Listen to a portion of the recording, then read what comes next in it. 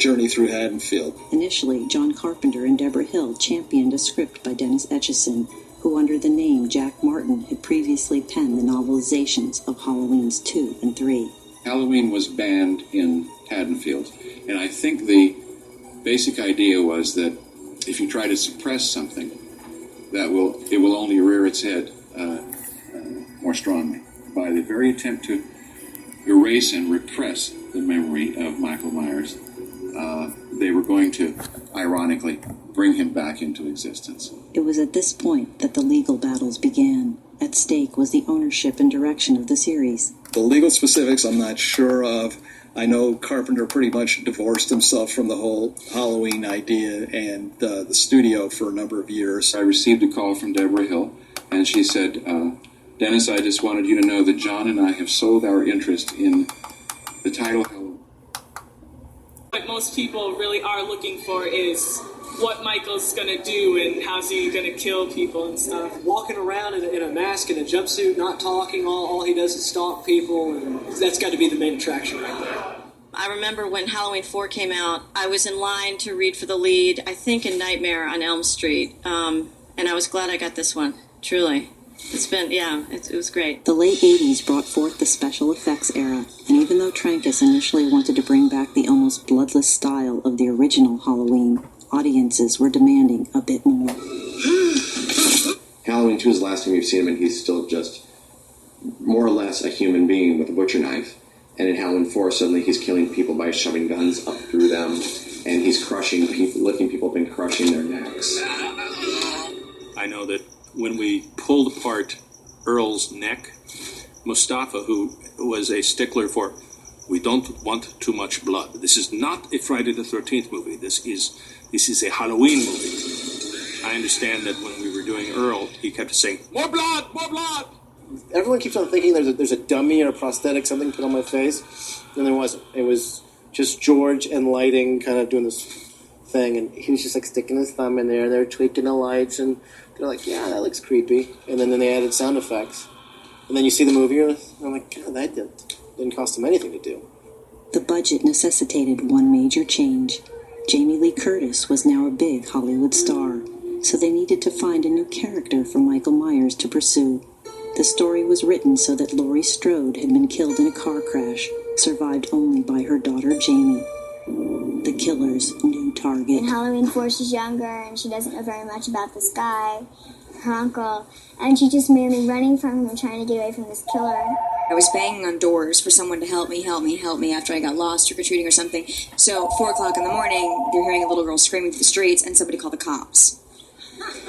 The cops came, and then the story ended up in the Inquirer that I was almost kidnapped off of the set. For the first time, due to rising production costs in California, the filming took place in Salt Lake City, Utah. Donald Pleasance returned to play Dr. Loomis, ably supported by a strong cast. Michael? This was my first lead role that I was reading for. For Danielle Harris and I, that film was a boot camp in many ways, because I think the total shoot was maybe 41 or 42 days, and we might have worked 38 of them, so it was a long, arduous project. From Pennsylvania, love Halloween 4, this guy right here, this good Chad right here. Yeah, woo! Yeah, love Halloween, it's awesome. And we used to hang out together. I mean, she actually kissed my stepson for the first time when she was like 10 years old. So, you really kiss him. He's little yeah, than whatever, me. you little slut. This time, more soap opera elements were added to the mix, including a love triangle between the teenage characters. So when Sasha and I, when the day came for us to do the makeout scene in front of the fireplace, a couple nights before, Sasha goes, well, we need to rehearse. And I'm like, oh, okay. So what do you want to do? Kathleen was a wonderful flirt. And the boys all loved her. She was very good on set and very bad off set. Dwight Little made us go behind the trailer and practice. And I was like, practice what? He just said, when you come, he just wanted it to look like, we had smooched before. It's not an easy feat, folks. I don't care how cute he is. It's hard. It's hard to get in front of the whole, Actually, Sasha did admit that yesterday. What did he say? No, it took some doing. That he was actually the provoker. That he was really acting? Yes. Get his ass down here. I want to talk to him. Kathleen? You and Ellie played rivals on screen. Did that kind of carry off screen, or were you... Well, you don't see that little bitch here today, do you? No, I'm kidding. The ending, a deliberate cliffhanger, also shocked audiences. It seemed that Michael's intended victim was to be the new killer. That's what I thought was going to happen. I thought I was going to come back and I was going to be the killer, which would have been awesome. A little frightening, but awesome. Or at least his sidekick, something kind of crazy. I love the ending of number 4. It was chilling. It was interesting that she had actually touched hands with Michael Myers, so we were meant to believe that the evil was passed on to her, and then she commits the same kind of act. The draw of the Michael Myers name in the title proved why audiences were returning. Halloween 4 was a huge box office hit, going straight to the top of the charts. It was 2 weeks consecutive number 1 in the nation. There is less gore and lots of suspense. This sudden success meant only one thing: another sequel. Halloween 5 was rushed into production before the script had been perfected. It debuted only a year later, in the fall of 1989. That's a mistake we made. We bid 4 because it was so successful. My God. We said, all right, let's hit them with 5. Well, we competed with ourselves because by the time the next year 5 come out, Halloween 4 for TV, video, we competed with ourselves. There should be at least 2 years between one and another. I think it was released too soon. And even for the diehard fans, I think it came along too quickly. Hi, I'm Sheriff Meeker. And this is the Halloween you don't want to miss. Because I'm going to get this guy. Or else I'm going to die trying. Can I give you an image? The audience is going to be... Don't get out. Mirroring the events of Halloween 2, the issue of explicit gore and violence was again a problem. I believe at the time they were finding an X rating because of the violence. This time, however, it was the director, Dominique Othenin-Girard, who wanted more blood, something opposed by Akkad. Dominique had a very specific vision in mind of what he wanted. I remember one specific instance where we were talking about a specific effect. It was a cop that gets killed sitting in the car in front of one of the houses. And I remember saying, well, I think that you should do this, and the camera could do this, and then you'll reveal the dead guy. And he said, well, what do you know? You're the makeup effects guy. That is right. Halloween 5, there seemed to be a little bit more attention on this set. There were new character types being introduced. The script was a bit rough. The story seemed almost there, but not quite there. The director was fairly untried. There's some new angles this year. Some couple of different type of characters. The story takes a different turn. They sent me the script for Halloween 5, and I read it, and I didn't love it. Not just because they killed me off, because I was surprised I lived through 4. I mean, I think for any character to live through these films from start to finish is something pretty cool, but it was the way that they killed off Rachel in the first go-around. I was supposed to get scissors shoved down my throat, and I said, no way. So they rewrote it, and they sweetened the deal, and I said I'd do it. There was some disagreement. You knew that certain things were going on. We shot scenes and then had to reshoot them. And, to me, I was there to do a job. I would say 5 would be considered the least effective of the series. I'm one of 3 people that actually survived throughout the whole movie, which is nice to know.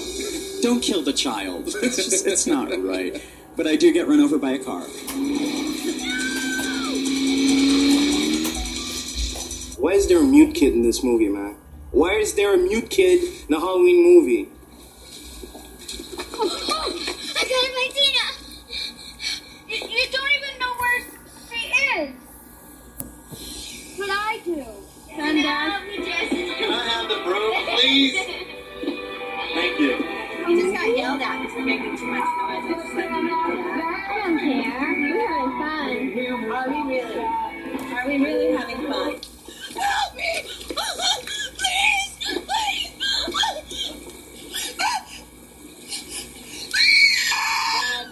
Me playing Tina is like, you know, taking all those things in me and putting them out, all that wildness and all the kind of rebelliousness, but yet total fun, and putting them into one person.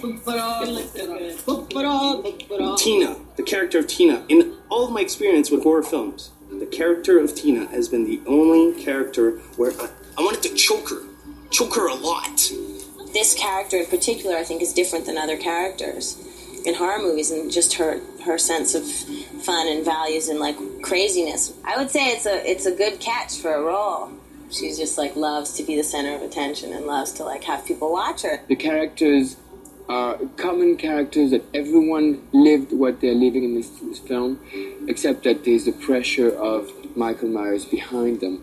Audiences could be drawn to a villain that has no dialogue, no personality, no anything, because all the surrounding cast was full of it, full of personality, full of everything, you know, full of life, and you're really drawn into, you know, Jamie Lee's character and Donald Pleasance, and you're like really, so you could have this faceless killer, and it was terrifying. But once they started making all the other people faceless too, then you had like faceless victims and faceless killers and faceless movie. It is a question of cat and mouse. And we see the cat and we see the mouse, and the mouse knows about the cat, and the cat is going after the mouse. That's about it, I guess.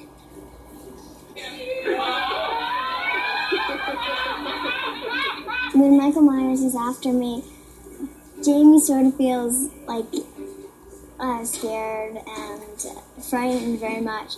But in myself, you know, I really like Don Shanks, who plays Michael Myers, and he's a really nice guy. But sometimes it's scary, you know, just to think about if it was really happening to you.